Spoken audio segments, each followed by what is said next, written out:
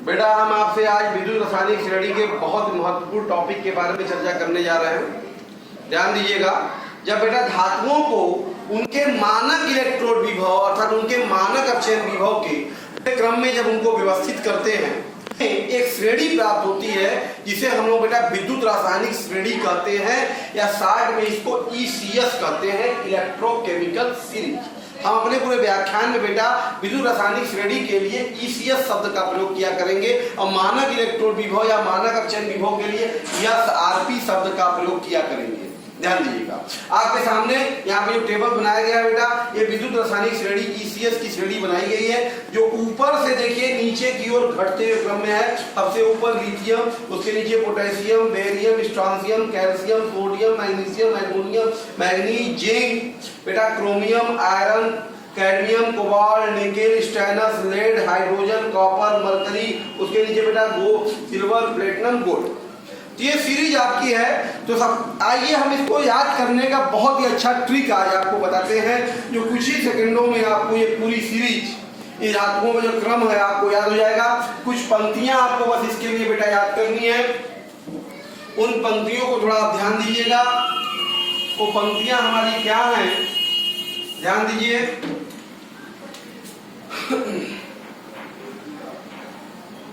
लिकबा, सरकना,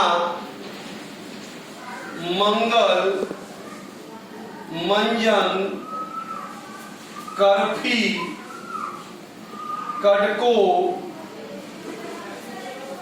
Neesham, पवा। ये पंक्ति बेटा आपको याद करनी है। लिकबा, सरकना, मंगल, मंजन, करफी, कटको, निशन, पवा। ध्यान दीजिएगा, ये मस्ट आपको याद रखना पड़ेगा। क्या बेटा आपने बोला? लिकबा, सरकना, मंगल, मंजन, करफी, कटको, निशन, पवा। देखो, लिक Li, क पोटेशियम, बा बेरियम, सर स्ट्रांसियम, क Ca, ना सोडियम, मंग देखो मंगल, मन जन, कर फी, कड को, नी सन, प वा। देखिए पूरी इलेक्ट्रोकेमिकल सभी धातुओं की आ गई। अब आप देखिए, है ना, ली, क, बा, सर, क, ना, मंगल, मंजन, कर, फी, कड, को, नी, सन, प, वा। तो ये ट्रिक है, इस पंक्ति की मदद से बेटा आप इलेक्ट्रोकेमिकल की सीरीज, अब हाइड्रोजन से ऊपर तक का याद हो गया। हाइड्रोजन के नीचे आपको याद रखना है मुद्रा धातुएं। आपको पता है ना मुद्रा धातुएं क्या होती है बेटा? Copper, silver, gold. Copper, silver, gold ये मुद्रा धातुएं होती हैं, क्वाइन मेटल्स कहते हैं इसको। तो ये उसके नीचे क्या होंगी? मुद्रा धातुएं होंगी। ध्यान दीजिएगा, कॉपर और सिल्वर के बीच में मरकरी होता है, सिल्वर और गोल्ड के बीच में प्लेटिनम होता है। इस तरह से हमारा पूरा का पूरा विद्युत रासायनिक श्रेणी बेटा याद हो गया। बहुत ही आसान ट्रिक के मदद से हमने आपको ये विद्युत रासायनिक श्रेणी याद करने का तरीका बताया। इस पंक्ति को आप जरूर याद रखिएगा। लिकबा, सरकना, मंगल, मंजन, करफी, कटको, निशन, पवा, और उसके बाद मुद्रा धातुएं कॉपर, सिल्वर, गोल्ड। कॉपर और सिल्वर के बीच में बेटा मरकरी और सिल्वर और गोल्ड के बीच में प्लेटिनम। इस तरह से टोटल सीरीज ऊपर से नीचे की तरफ क्रम में, बढ़ते क्रम में आपके सामने व्यवस्थित है। क्लियर है बेटा? विद्युत रासायनिक श्रेणी के लक्षण को जानते हैं, फिर इनका अनुप्रयोग क्या है, इन श्रेणी को जान के हम क्या क्या प्रश्नों का उत्तर दे सकेंगे, आइए सीखते हैं बेटा। क्लियर? विद्युत रासायनिक श्रेणी के लक्षण, ECS के लक्षण क्या? देखिए बेटा, पहला पॉइंट देखो, धातुओं का जो SRP है, मानक अपचयन विभव का बेटा जो ऋणात्मक मान होता है, धातुओं के SRP का ऋणात्मक मान बेटा यह प्रदर्शित करता है, ध्यान दीजिएगा, यह प्रदर्शित करता है, हमने देखा धातुओं के SRP माइनस में है, तो क्या प्रदर्शित करता है? धातुओं के SRP का ऋणात्मक मान बेटा यह प्रदर्शित करता है कि जब उस धातु इलेक्ट्रोड को SHE के साथ बेटा मानक हाइड्रोजन इलेक्ट्रोड के साथ गैल्वेनिक सेल बनाया जाता है, जाता है तो वह धातु इलेक्ट्रोड बेटा उसका ऋण इलेक्ट्रोड क्या होता है बेटा? ऋण इलेक्ट्रोड अर्थात एनोड होता है। क्या होता है बेटा? एनोड होता है। क्लियर? तो किसी भी धातु के एसआरपी का माइनस चिन्ह ये बताता है कि उस धातु को जब हम SH के साथ माइनस हाइड्रोजन इलेक्ट्रोड साथ जोड़ेंगे, गैल्वेनिक सेल तैयार करेंगे, तो धातु इलेक्ट्रोड क्या होगा? एक एनोड होगा। क्लियर है बेटा? दूसरा पॉइंट देखो बेटा, जो धातु हाइड्रोजन से प्रबल अपचायक होते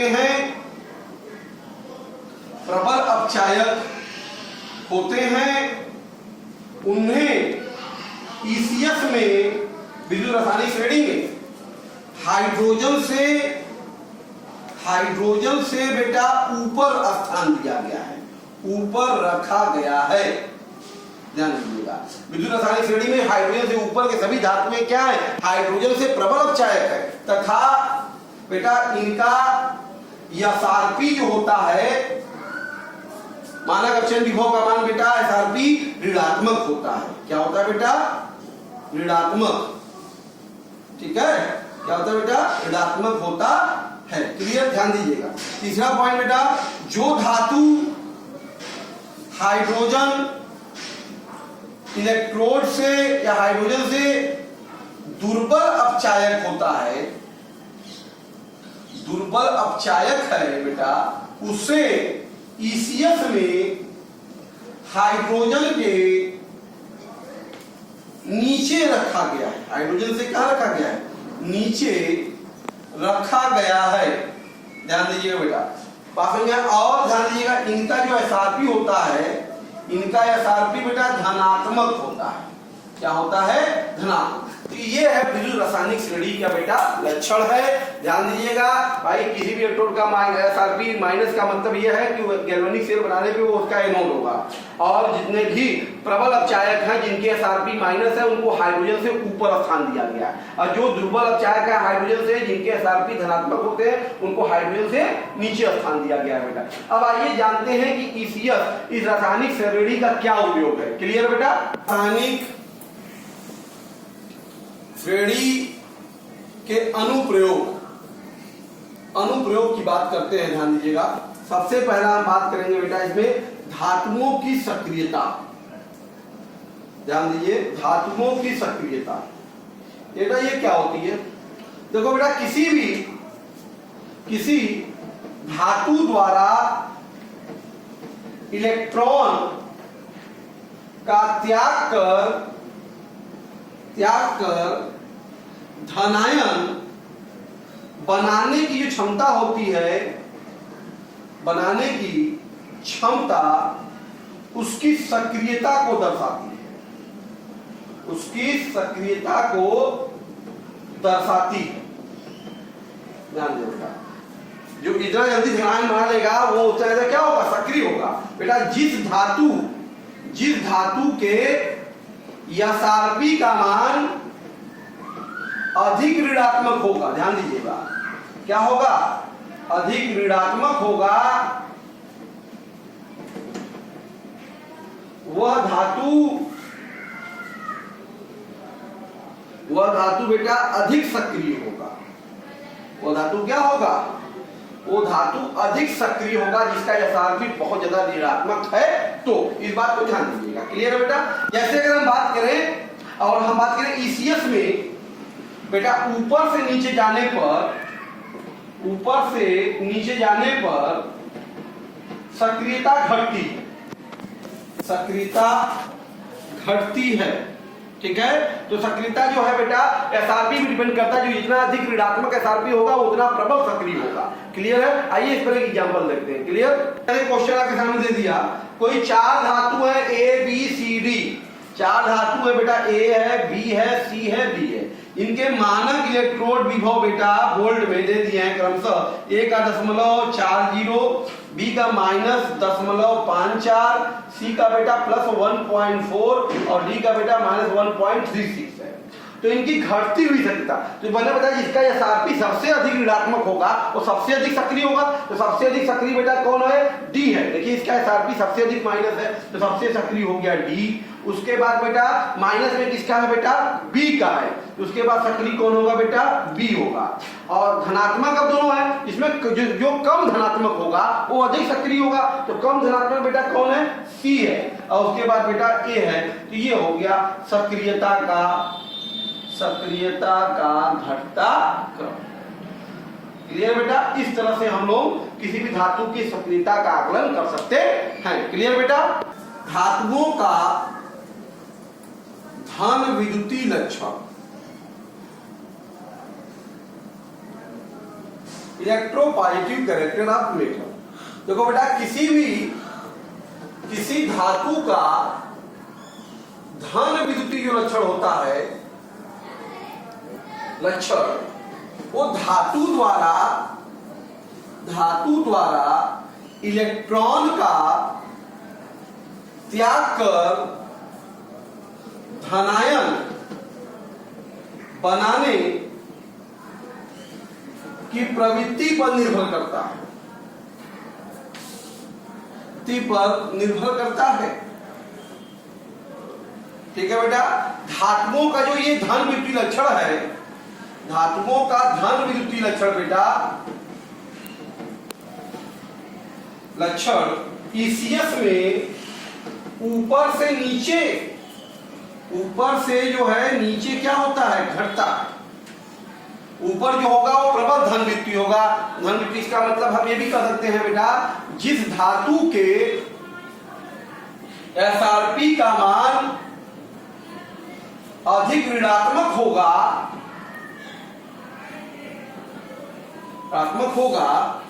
बेटा, वह धातु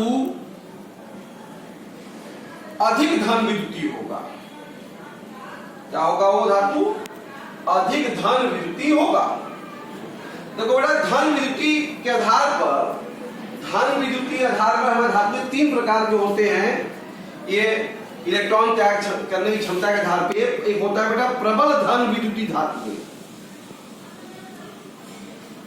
प्रबल धन विद्युतीय धातु बेटा ये क्या होते हैं? देखो बेटा जो क्षारीय धातु है हमारे, क्षारीय धातु जैसे लिथियम, सोडियम, पोटेशियम, ये सब, तथा क्षारीय मृदा धातु में बेटा, क्षारीय मृदा धातु में जैसे बेटा कैल्शियम, मैग्नीशियम, ये सब क्षारीय मृदा धातु में बेटा ये जो होते हैं प्रबल धन विद्युतीय धातु होती है। प्रबल धन विद्युतीय हमारे जो क्षारीय ये प्रबल धन विद्युतीय धातुएं हैं। क्लियर है बेटा? तथा ध्यान दीजिएगा बेटा, ईसीएस में जिन धातुओं का एसआरपी बेटा -2.0 वोल्ट से अधिक ऋणात्मक होता है। क्या होता है? -2.0 वोल्ट से अधिक ऋणात्मक होगा। ठीक है? अधिक ऋणात्मक होता है, वे प्रबल धन विद्युतीय धातुएं होती है। तो क्या होती है बेटा? प्रबल धन विद्युतीय धातुएं कहलाती हैं। तो ध्यान दीजिएगा, आप देखेंगे जिनका भी एसआरपी -2 वोल्ट से अधिक माइनस में होगा वो सब के सब क्या होंगे? प्रबल। उसमें कौन कौन आता है? क्षारीय धातु और क्षारीय मृदा धातु आता है। फिर दूसरा आता है बेटा हमारा मध्यम धन विद्युतीय धातुएं या साधारण धन विद्युतीय धातुएं, या मध्यम भी कह सकते हैं, साधारण भी कह सकते हैं, धन विद्युतीय धातुएं। ये क्या है बेटा? देखो बेटा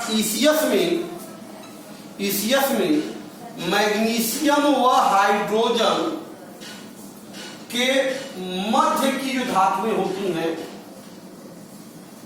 मध्य की जो धातुएं होती हैं, उन्हीं को साधारण धन विद्युतीय धातु कहते हैं। ठीक है? साधारण धन विद्युतीय धातु कहते है। तो ईसीएस में मैग्नीशियम और हाइड्रोजन के बीच की धातुएं वो साधारण है, मैग्नीशियम से ऊपर वाली प्रबल धन विद्युत है। और तीसरा बेटा आता है हमारा क्षीण धन विद्युती धातु, क्षीण धन विद्युती धातु। ध्यान दीजिए बेटा, ये क्या है? देखो बेटा, ईसीएस में हाइड्रोजन से नीचे की जो धातुएं होती हैं, जो नीचे की धातुएं हैं, वे ही बेटा हमारी क्या है? क्षीण धन विद्युती धातुएं। क्या है? क्षीण धन विद्युती धातुएं हैं। और बताओ जी आपको, इनका जो एसआरपी होता है बेटा वह धनात्मक होता है। इनका एसआरपी क्या होता है? इनका एसआरपी धनात्मक होता है। क्लियर है बेटा? सामने दिया हुआ है, ध्यान दीजिएगा। कह 4 धातु बेटा आपको दिया हुआ है, ए बी सी और डी।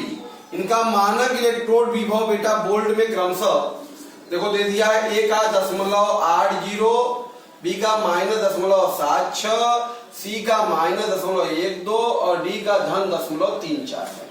तो इनको धन विद्युतीय लक्षण के घटते क्रम में लिखिए। मैंने बताया जिसका एसआरपी जितना माइनस होगा उतना प्रबल धन विद्युतीय होगा। सबसे अधिक माइनस बेटा किसका है? बी का। तो सबसे अधिक धन विद्युतीय क्या होगा? बी होगा। उसके बाद माइनस किसका है बेटा? सी का।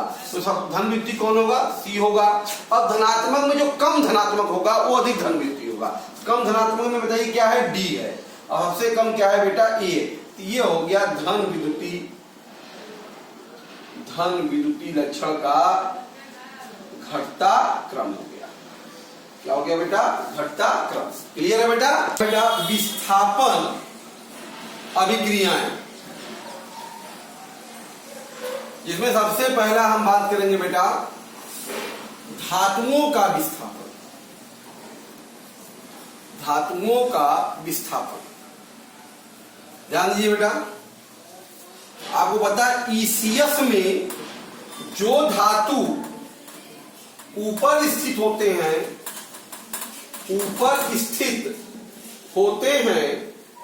वे बेटा अधिक सक्रिय होते हैं।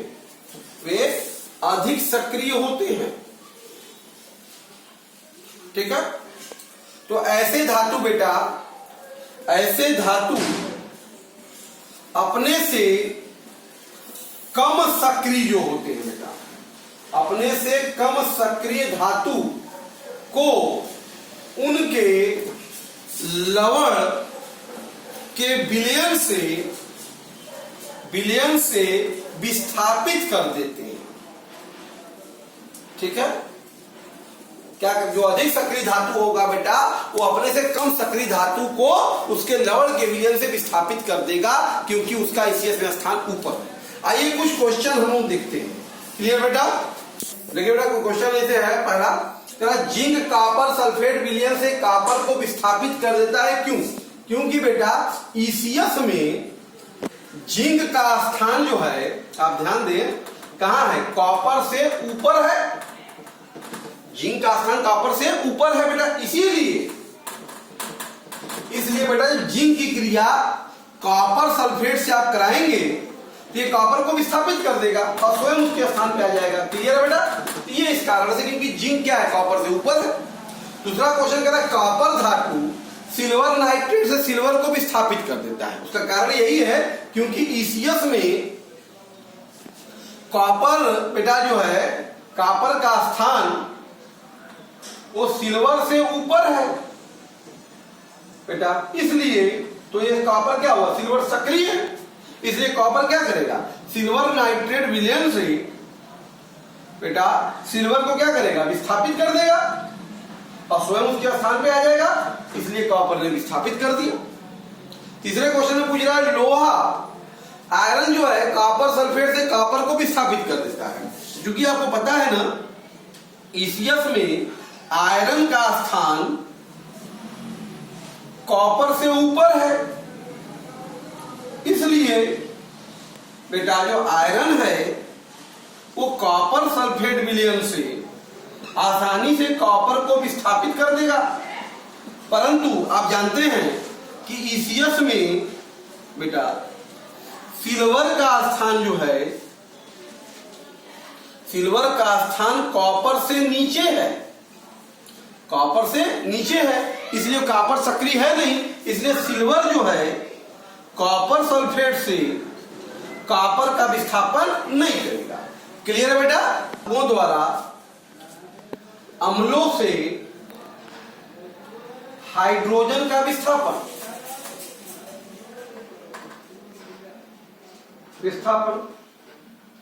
तो सीधी सी बात आप ये समझिए बेटा कि जो धातु हाइड्रोजन से अधिक अपचायक हैं, अधिक प्रबल अपचायक हैं, वे बेटा अम्ल से हाइड्रोजन का विस्थापन कर देते हैं, विस्थापन कर देते हैं। या आप ऐसा कह सकते हैं कि इस यश में जो भी धातु हाइड्रोजन से ऊपर है वे सभी के सभी क्या करेंगे बेटा? हाइड्रोजन का विस्थापन कर देंगे। जैसे कि क्वेश्चन देखते हैं बेटा, जैसे क्वेश्चन करा कि जिंक हाइड्रो धातु सल्फ्यूरिक अम्ल से हाइड्रोजन को विस्थापित कर देता है, क्यों? तो आपको पता ही है ईसीएस में जिंक का स्थान हाइड्रोजन से ऊपर है, अर्थात बेटा जो जिंक है ये हाइड्रोजन से अधिक प्रबल अपचायक है। हाइड्रोजन से क्या होगा? प्रबल अपचायक। इसलिए बेटा कि जब जिंक की अभिक्रिया सल्फ्यूरिक अम्ल से आप कराते हैं तो ये आसानी से क्या करेगा? हाइड्रोजन को विस्थापित कर देगा। क्लियर है बेटा? है कि कई धातुओं को, कुछ धातुओं को मानक इलेक्ट्रोड विभव के बढ़ते हुए क्रम में रखा गया है। इस क्रम में magnesium, zinc, hydrogen, copper, silver इस क्रम में रखा गया। तो कह रहा बताइए इनमें से कौन सा तत्व हाइड्रोजन को विस्थापित करेगा? तो भाई सीधी सी बात, जो हाइड्रोजन से प्रबल सक्रिय है, तो हाइड्रोजन से प्रबल सक्रिय क्या है? हाइड्रोजन से पहले वाला तत्व मैग्नीशियम और जिंक, यही क्या करेंगे? अम्ल से हाइड्रोजन का विस्थापन कर देंगे, क्योंकि हाइड्रोजन से अधिक प्रबल अपचायक होते हैं। क्लियर है बेटा? धातुओं द्वारा जल से हाइड्रोजन का विस्थापन, बेटा ये बहुत इंपॉर्टेंट है, आपको जरा ध्यान दीजिए बेटा। देखो हाइड्रोजन जो इलेक्ट्रोड है बेटा, हाइड्रोजन जो इलेक्ट्रोड है, इलेक्ट्रोड का जो एसआरपी होता है बेटा, एसआरपी वो उसके विलयन के पीएच पर निर्भर करता है। किस पर निर्भर करता है बेटा? पीएच पर निर्भर करता है। आपको पता होना चाहिए बेटा, उदासीन जल में बेटा हाइड्रोजन का जो पीएच होता है, हाइड्रोजन का है बेटा -0.41 वोल्ट होता है। तो इसलिए बेटा ईसीएस में आयरन से ऊपर के, ध्यान दीजिएगा बहुत इंपॉर्टेंट है हाइड्रोजन वाला, जल के ईसीएस में आयरन से ऊपर के सभी धातु जल से हाइड्रोजन का विस्थापन करते हैं। आयरन से नीचे के धातु नहीं करेंगे, क्योंकि उसका मानक अपचयन विभव तो क्या होगा? -0.41 से कम ऋणात्मक होगा। ठीक है, इस वजह से वो विस्थापन नहीं कर सकते। आयरन से ऊपर के सभी धातु हमारे जल से हाइड्रोजन का विस्थापन करते। उसमें भी ध्यान दीजिएगा बेटा कि जो हमारे क्षारीय व क्षारीय मृदा जो धातु है, साधारण ताप पर जल से हाइड्रोजन का विस्थापन कर देते हैं, हाइड्रोजन का विस्थापन कर देते हैं। ध्यान दीजिएगा, जैसे कि सोडियम की अभिक्रिया अगर आप H2O से करा रहे हैं साधारण ताप पर, तो ये आसानी से क्रिया करके बेटा Na2O + H2 हाइड्रोजन का विस्थापन कर देगा साधारण ताप पर। आसानी से ये कैल्शियम बेटा CaO + H2 विस्थापन कर देगा। लेकिन ध्यान दीजिएगा बेटा, मैग्नीशियम से आयरन के मध्य के धातु बेटा गर्म जल से किससे करेंगे? ठंडे जल से नहीं करेंगे। ठंडे जल से सिर्फ क्षारीय और क्षारीय धातु करते हैं क्रिया। और गर्म जल, आयरन, मैग्नीशियम से आयरन के बीच के जो धातु होते हैं बेटा, ये गर्म जल से या भाप से अभिक्रिया करके हाइड्रोजन को विस्थापित करते हैं। ध्यान दीजिएगा, जैसे आयरन की अभिक्रिया बेटा H2O से अगर आप कराएं, ये भाप से बेटा ये Fe3O4 प्लस 4H2 ये हाइड्रोजन का विस्थापन इस तरह से करता है। क्लियर? बेटा अगला अनुप्रयोग है धातुओं की अपचायक क्षमता। बेटा धातुओं की अपचायक क्षमता का मतलब क्या हुआ? देखो, धातुओं द्वारा इलेक्ट्रॉन त्याग कर धनायन बनाने की क्षमता या ऑक्सीकृत होने की जो क्षमता है, उसकी अपचायक क्षमता कहलाती है। क्या कहलाती है बेटा? अपचायक क्षमता कहलाती है। हम कहते हैं बेटा जिसके एसआरपी का मान जितना अधिक ऋणात्मक होगा वह उतना अधिक प्रबल अपचायक होगा। बेटा क्या होगा? वो उतना ही अधिक प्रबल अपचायक होगा। और ईसीएस में ऊपर से नीचे जाने पर, आपको पता ही, मैंने पहले बता दिया, ईसीएस में ऊपर से नीचे जाने पर अपचायक क्षमता घटती है।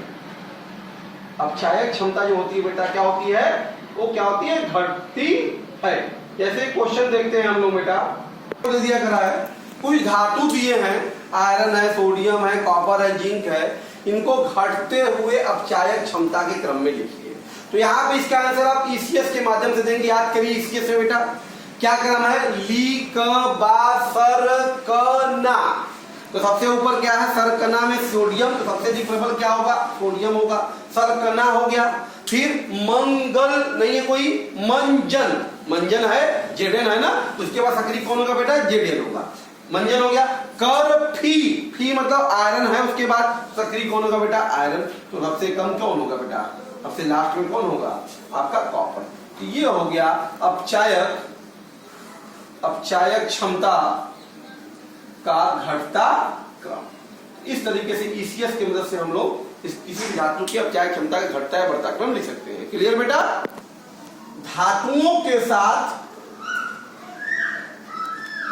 ऑक्सीजन की क्रिया, बेटा आपको लगभग सभी धातुएं हमारे ऑक्सीजन से क्रिया करती हैं। आपको पता है, वैसे जानने के लिए जानिए कि ईसीएस में बेटा सिल्वर से ऊपर के सभी धातु, ईसीएस में सिल्वर से ऊपर के सभी धातु बेटा ऑक्सीजन से क्रिया करके धातु ऑक्साइड बना लेते हैं। क्या बना लेते हैं बेटा? धातु ऑक्साइड बनाते हैं। तथा आपको पता होना चाहिए इनकी क्रियाशीलता जो होती है क्रिया करने की, इनकी क्रियाशीलता बेटा ईसीएस में ऊपर से नीचे क्या होती है? घटती। क्या होती है बेटा? घटती है। क्लियर है? ऑक्साइडों का तापीय अपघटन, वैसे बेटा धातु ऑक्साइड जितने भी होते हैं वो बड़े स्थायी होते हैं, ठीक है, लेकिन धातुओं का, ध्यान दीजिएगा, धातुओं का धन विद्युतीय लक्षण घटने के साथ इनका इनके जो धातु ऑक्साइड है बेटा, इनके धातु ऑक्साइडों का तापी स्थायित्व, तापी जो स्थायित्व है वो घटता है। ठीक है, आपको पता होना चाहिए कि ECS में कॉपर से नीचे के धातु जो ऑक्साइड है, ऑक्साइड को गर्म करने पर इनका अपघटन हो जाता है, इनका अपघटन हो जाता है, आसानी से ये टूट जाते हैं। जैसे बेटा अगर हम बात करें कॉपर से नीचे मरकरी ऑक्साइड है ना, इसको सिंपली अगर आप गर्म कर दे तो आसानी से बेटा ये मरकरी और ऑक्सीजन में टूट जाएगा गर्म करने से। इसी प्रकार से बेटा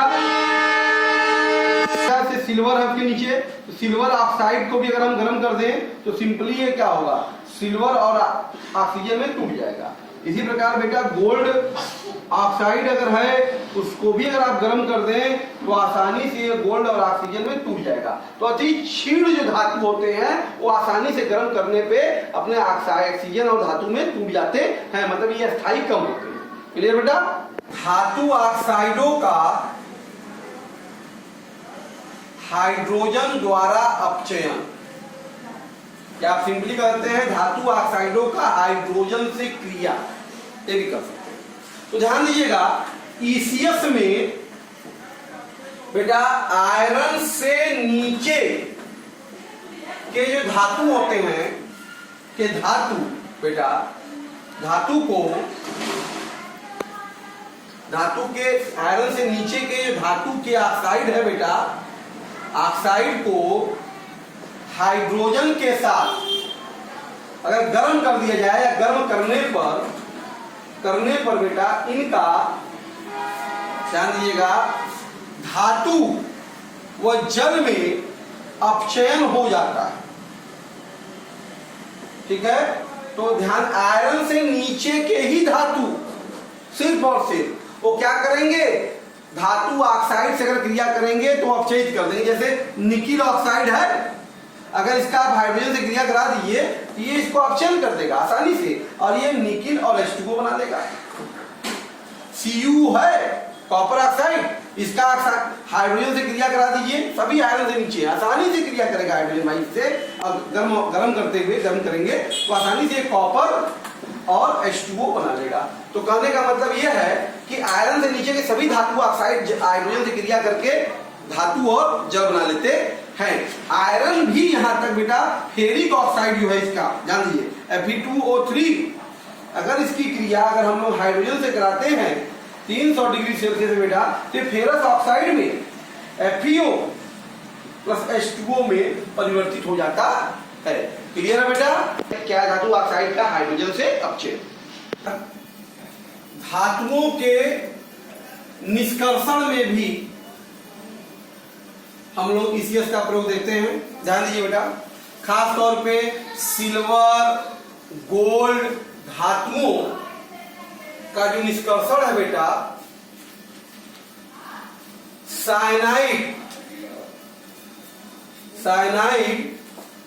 विधि द्वारा, साइनाइड प्रक्रम द्वारा किया जाता है। बहुत इंपॉर्टेंट है, ये भी पूछा भी जाता है कि सिल्वर गोल्ड का निष्कर्षण किस साइनाइड प्रोसेस करते हैं बेटा। इसमें पहले होता क्या है, इसमें पहले ध्यान दीजिएगा, इसमें सिल्वर हो चाहे गोल्ड हो का बेटा साइनाइड के साथ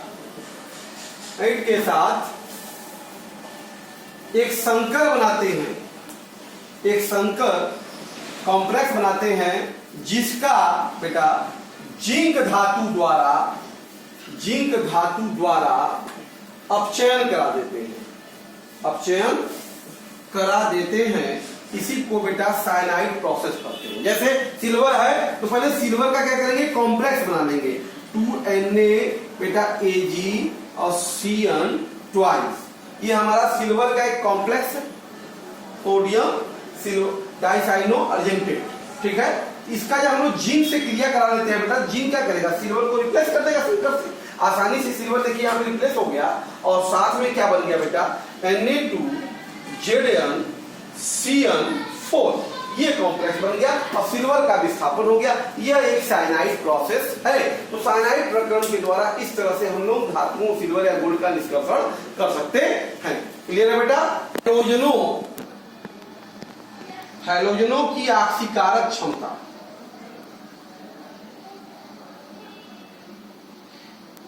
देखो बेटा, आक्सीकारक क्षमता का मतलब होता है तत्व द्वारा इलेक्ट्रॉन ग्रहण करके ऋण आयन बनाने की जो प्रवृत्ति होती है बेटा, प्रवृत्ति, उसकी आक्सीकारक क्षमता कहलाती है। क्या कहलाती है? आक्सीकारक क्षमता कहलाती है। ठीक है बेटा, इनके एसआरपी का मान जो होता है धनात्मक होता है। और हम ये भी कह सकते हैं बेटा, जिनका एसआरपी अधिक धनात्मक होगा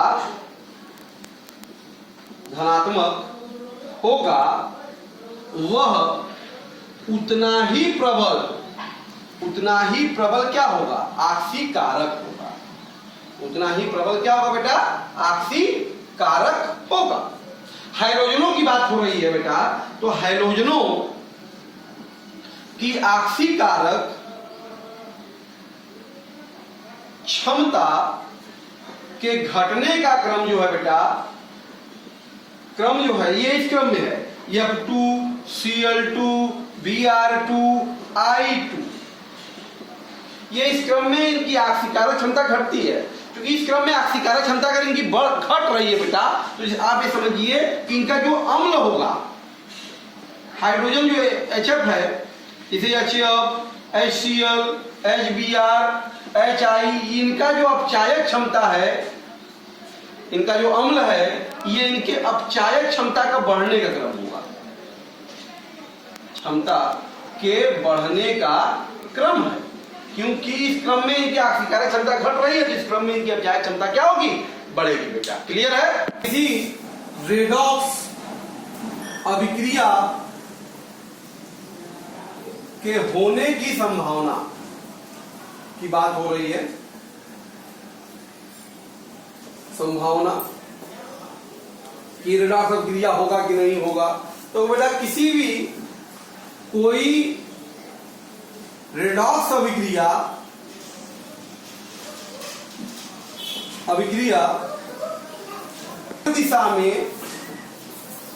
अग्र दिशा में होगा यदि बेटा उसका E0 सेल अगर क्या होगा? धनात्मक आएगा। क्या होगा बेटा? धनात्मक। अगर उसका मानक इलेक्ट्रोड विभव सेल का रेडॉक्स अभिक्रिया के मानक इलेक्ट्रोड विभव धनात्मक आ रहा है, तो रिएक्शन क्या होगा? अग्र दिशा में होगा। और अगर यदि E0 सेल अगर इसका बेटा ऋणात्मक आ गया, तो ये अग्र दिशा में नहीं होगा। क्लियर है बेटा? इसमें कई क्वेश्चन अक्सर पूछे भी जाते हैं कंपटीशन में भी।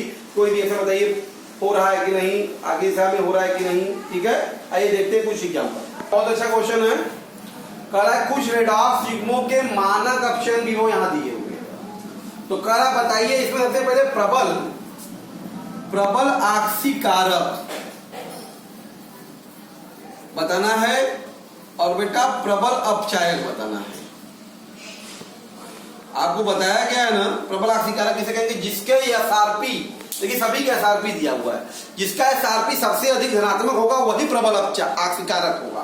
तो सबसे अधिक धन में वैल्यू किसकी है देखिए जरा, तो 1.52 सबसे धनात्मक MnO4 माइनस का है, इसलिए MnO4 माइनस ही सबसे अधिक प्रबल क्या होगा? आक्सीकारक होगा। फिर आप चाहे किसे कहते हैं जिसका सबसे ऋणात्मक हो या धनात्मक है, सबसे कम धनात्मक। सबसे कम धनात्मक किसका है देखिए 0.10 सबसे कम धनात्मक है और है किसका बेटा? वो SN4+ का। कम धनात्मक किसका है बेटा? SN4+ का। इसलिए सबसे प्रबल अपचायक क्या होगा बेटा? SN4+ होगा। ये हो गया। फिर आपसे कह रहा है कुछ अभिक्रियाएं दी हुई है, बताना है इनमें कौन सा अग्र दिशा में होगा, कौन सा दिशा में नहीं होगा। पहला देखते हैं, सबके लिए E0 सेल निकालेंगे। ई नॉट सेल बराबर ई नॉट कैथोड। पहले में देखिए कैथोड क्या है बेटा, SN4 प्लस से SN2 प्लस ही अपचयन की कैथोड होगा, ये होगा E naught SN4 plus oblique SN2 plus और माइनस ई नॉट आपका हो जाएगा बेटा Fe3 plus oblique Fe2 plus. जरा SN4 प्लस का मान जरा आप देखिए कितना है, तो 0.10 है और माइनस Fe3 प्लस का मान देखिए बेटा कितना है, -0.77 है। तो पक्का ये मान क्या आ गया, ऋणात्मक आ गया। इसलिए ये अभिक्रिया जो पहली वाली है बेटा वो अग्र दिशा में नहीं होगी, अग्र दिशा में क्या होगी, नहीं होगी। दूसरा वाला देखिए जरा ई नॉट सेल, इसमें कैथोड पहचानो जरा क्या है, I2 से I माइनस अपचयन है, ये कैथोड है तो हमारा कैथोड यही होगा, तो हो जाएगा ई नॉट बेटा I2 टू I माइनस और माइनस ई नॉट एनोड है हमारा इसमें Fe3 प्लस से Fe। तो बेटा I2 का मान जो कितना है 0.54 और बेटा Fe3 प्लस की वैल्यू 0.77, ये भी माइनस में आएगा। देखिए क्या आ रहा है माइनस में। इसका दूसरा रिएक्शन भी हमारा क्या होगा बेटा, अग्र दिशा में नहीं होगा। क्लियर है बेटा। तीसरा अगर सी की बात करें, ई नॉट सेल इसका देखें, ई नॉट सेल है I माइनस से I2 SN4 plus SN2 plus, ये कैथोड है, ये हो जाएगा E naught SN4 plus SN2 plus और माइनस बेटा ई नॉट हो जाएगा I2 minus I minus. SN4 plus का मान बेटा कितना है 0.10 और माइनस I का कितना है बेटा 0.54, तो मतलब ये भी क्या आ गया, ऋणात्मक आ गया। ऋणात्मक आने का मतलब बेटा ये भी अग्र दिशा में क्या होगा, नहीं होगा, यह अभिक्रिया भी अग्र दिशा में नहीं होगा। चौथा देखें बेटा इसका ई नॉट सेल, यहां देखिए कैथोड क्या है बेटा, I2 से I माइनस कैथोड है, ये हो जाएगा ई नॉट I2 से I minus minus E naught SN4 plus से SN2 प्लस। तो बेटा I2 का मान बताओ कितना है 0.54, SN का कितना है बेटा 0.10, तो बेटा कितना आ गया प्लस 0.44 वोल्ट, मतलब धनात्मक है। चौथा वाले के लिए क्या आ गया, धनात्मक, तो धनात्मक चौथा के लिए आ गया। इसका मतलब चौथा वाला रिएक्शन हमारा क्या होगा बेटा, सिर्फ अग्र दिशा में होगा, चौथा वाला ही अग्र दिशा में होगा। क्लियर है बेटा। क्वेश्चन और भी हमारे पास एनसीईआरटी के हैं। जैसे पहला कह रहा है, क्या आप जिंक के पात्र को कॉपर सल्फेट के विलयन में रख सकते हैं? नहीं। क्यों नहीं रखते बेटा, क्योंकि आपको पता है ना कि जिंक का स्थान कॉपर सल्फेट से ऊपर है, तो सीधी सी बात है जिंक को जब कॉपर सल्फेट के विलयन में, जिंक के पात्र में कॉपर सल्फेट को रखोगे तो जिंक उससे क्रिया कर लेगा और क्रिया करके बेटा ZnSO4 और प्लस Cu, मतलब वो पात्र जो है आपका, पात्र खराब होने लगेगा, इसका मतलब हम उसमें कभी भी जिंक के पात्र में कॉपर सल्फेट विलयन को नहीं रख सकते बेटा। क्लियर। अगला क्वेश्चन देखिए, ध्यान दीजिए, कह रहा है कि मानक इलेक्ट्रोड विभव तालिका का निरीक्षण करते हुए 3 ऐसे पदार्थों का नाम बताइए जो आसानी से फेरस आयन, फेरस का मतलब बेटा Fe2 प्लस आयन का को ऑक्सीकृत कर दे, मतलब इनका ऑक्सीकरण अगर करेंगे बेटा, तो ऑक्सीकरण अगर होगा तो Fe3 प्लस आयन में होगा। इसका मतलब ये तभी हो पाएगा, ये ऐसे पदार्थ होंगे बेटा ये क्या कर रहा है, इससे दुर्बल क्या होंगे, इससे दुर्बल अपचायक जो होंगे, दुर्बल अपचायक का ही Fe3 प्लस क्या करेगा, अपचयन करेगा, स्वयं का ऑक्सीकरण कर लेगा। इसका मतलब ऐसे बहुत से हैं बेटा, कोबाल्ट है, सिल्वर है, गोल्ड है, उसके नीचे जो भी धातु है वो सभी के सभी आसानी से इसको क्या करेंगे, ये उनका क्या कर सकता है, फेरस आयन अपचयन कर देगा, स्वयं ऑक्सीकृत हो जाएगा। क्लियर है बेटा। तीसरा में ध्यान दीजिए जरा, हुआ इनको एक दूसरे के लवण से प्रतिस्थापित के क्रम में व्यवस्थित कीजिए, मतलब इनका अपचायक का घटता हुआ क्रम में लिख दीजिए। अपचायक घनता का मैंने आपको बताया था, सीरीज याद करने का क्रम ना याद करिए, उसी क्रम में जो आएगा उसको लिखिए, ली क बा सर क ना, पास में कोई नहीं है, मंग मैग्नीशियम है, सबसे ऊपर क्या होगा बेटा, Mg होगा क्रम में। उसके बाद मंगल, अल भी है मतलब एल्युमिनियम भी है, मंजन मतलब बेटा जिंक भी है, देख रहे हैं आप ना। फिर करफी, कॉपर भी है बेटा, कॉपर भी हो गया, सॉरी करफी मतलब आयरन हो गया। और कटको निशन को अंत में कॉपर होगा। तो ये है वो क्रम, इस क्रम में जो भी धातु रहेगा ये इसके लेवल के विस्थापन कर देगा, ये इसको विस्थापित कर देगा, ये इसको विस्थापित कर देगा। इस क्रम में हम लोग अपचायक क्षमता के घटते क्रम में इनको व्यवस्थित कर देंगे। विद्युत रासायनिक श्रेणी का जो आपको मैंने ट्रिक बताया था उसके आधार पे इसका आंसर आप दे सकते हैं। अगला क्वेश्चन है 25वां, कह रहा है बेटा ये बहुत सारे धातुओं के मानक इलेक्ट्रोड विभव दिए हुए, फिर से इनकी अपचायक क्षमता का बढ़ता हुआ क्रम लिखिए। तो भाई जिसका एसआरपी सबसे अधिक माइनस हो सबसे अधिक प्रबल अपचायक, जिसका एसआरपी सबसे कम माइनस सबसे धनात्मक सबसे कम अपचायक होगा। तो आप देखते हैं कि सबसे अधिक धनात्मक किसका मान है, एसआरपी का मान। तो सबसे अधिक धनात्मक बेटा इसमें आपको दिख रहा है वो 0.80 Ag+ का है। तो सबसे दुर्बल अपचायक जो होगा वो सिल्वर होगा। उसके बाद बेटा क्या होगा, धन में मान देखिए, प्लस में क्या है बेटा Hg, उसके बाद क्या होगा आपका Hg होगा।